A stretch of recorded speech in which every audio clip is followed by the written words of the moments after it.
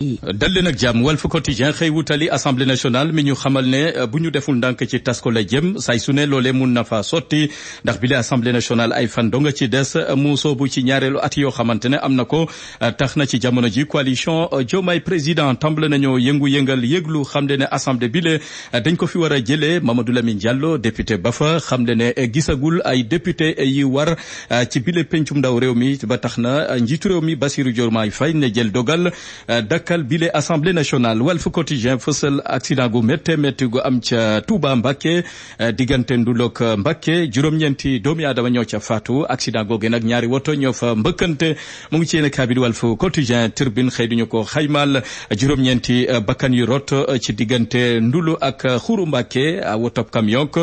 minicar ñoo fa mbëkkante yéen kaabit li fi faatu ci ay bakkan ci juróom weer a ngi nii takku na lool ëpp na téeméeri bakkan yu rot tukkee ci gaal yu suux ak accident yéen kaabi moo ñu ko yëggee la xew ca port autonome bu Ndakaaru mu ngi ci yéen kaabi di Turbine bokk na ci dëng-dëngal ak wengi-wengal gañu ne moom la fa Waly Diouf Bodian nekkee anam yu yi nga xam moom la ñu sayto port moo jekkul jaaduwul ñam fay dàq lim nga toll na ci juróom-ñaari téeméeri ndaw yoo xamante ne ñàkk nañ seen xëy foofee ca portu Ndakaaru bokk na ci tamit ay contrat yoo xamante ne marché yaama neex yamu jota joxe te marché yooyu leen nam waroon a awee ci yoon awul noonu mu ngi ci yéen kaabi di Tribune yéen kaabi di Sud Quotidien xëye gitangaas gi am ci diggante nguur geek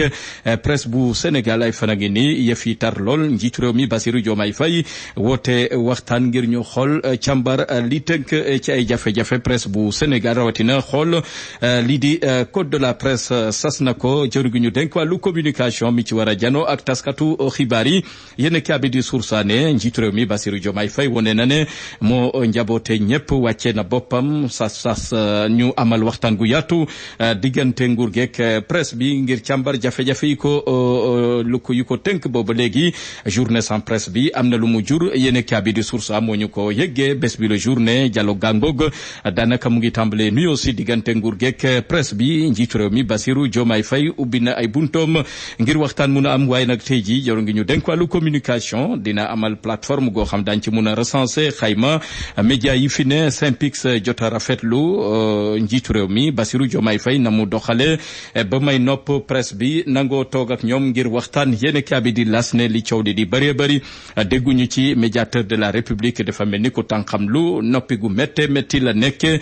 ci bile jafe-jafe diggante presse u Sénégal ak nguur gi waxu ci doxu ci tànk jàmm moom médiateur yéen kaabi di 24 heures ne lu aju ci loi d'amnistie gi fi jotoon a jaar ndax waxtu wa jotul ñu tegaat ko ci taabal ji bu ñu sukkandikoo ci forum civil jot nañ cee indi ay tegtal xam le ne jot na yoon def liggéeyam ci ni defoon ñaawteef ca nguuruk Macky Sall ga woon diggante 2021 jàpp 2024 loolee waruñu ko noppee bàyyi ko ci tiroir yi ba faw forum civil ne faw ñu càmbaraat ko yéen ki abidi yor gi xëy duñu dégtal càmbar gi nga xamante ne ab commission ad hoc jot nañ ko def ci littoral bu Ndakaaru commission ba liggéey ba yemb na rapport ba jébal nañ ko njiitu réew mi Bassirou Diomaye Faye ci biir yéen ki abidi yor gi gis ne rapport googee dafa des lu bare bari faw ñu amalaat geneen goo xamante ne dina mun nañ xóotaat ca gëstu ba yéen ki abidi le quotidien mu ngi ñuy dégtal lu aju ci njiitu réew ma woon Macky Sall amul kaaraange ca Maroc gamu ne yéen cabinet lañ ko ca waroon a jox ak i tamit ay collaborateur am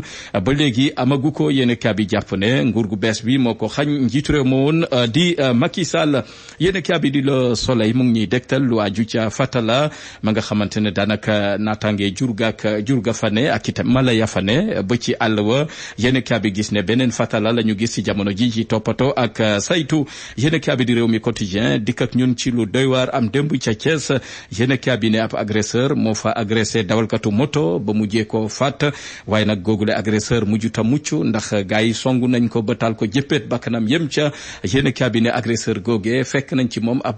bracelet électronique mel ni bu mu jógee kaso yàggut. Serigne Cheikh Ndiaye nag sëriñu lasraar bu yàlla baaxal la yàlla may na ko lool ci wàllu seet bu leen yàlla boolee ba mu seetal la incha allah ba ngeen jëflante doo ko réccu te nit kat faaw nga liggéey ak moom il faut nga seet ay mbiram te moom nag seet yàlla may na ko ci lool waaye wàllu boole tamit yàlla may na ko ci ñu koy wax noob képp koo xamante ni da nga am koy bëgganteeg sëriñ bi nag fawul folowut bu fekkee jokkoo ngeen dina la ko noobal ba ngeen gën a dëppoo ci xalaat ak lépp waaye kaaraange tamit yàlla may na ko ci lool lool ndax nit nag dafa war a aar boppam. ndombo bii ngeen di gis baax na lool képp ku mu jëflanteeg ba jox la ko di nga xam ne ndombo gi baax na lool. wàllu càngat tamit yàlla may na ko ci am na saafara boo xam ne bu leen yàlla boolee ba mu jox la ko nga sangoo ko di nga gis yokkute ci yow. waaye tamit wàllu këyit yàlla may na ko ci lool rawatina ñi bëgg a tukki muy wàllu passeport yàlla may na ko ci lool moom Serigne Cheikh Ndiaye. waaye feebar yi sonal askan wi tamit yàlla may na ko ci xam-xam bokk na ci hémorroïde ndoxum siti ak yeneen feebar yi nga xam ne dafa làmboog askan wi rawatina bi ñuy wax néew kattan ci ñi ma ko sañ a wax néew kattan googe yàlla may na ko ci lool. waaye tamit sëriñ bi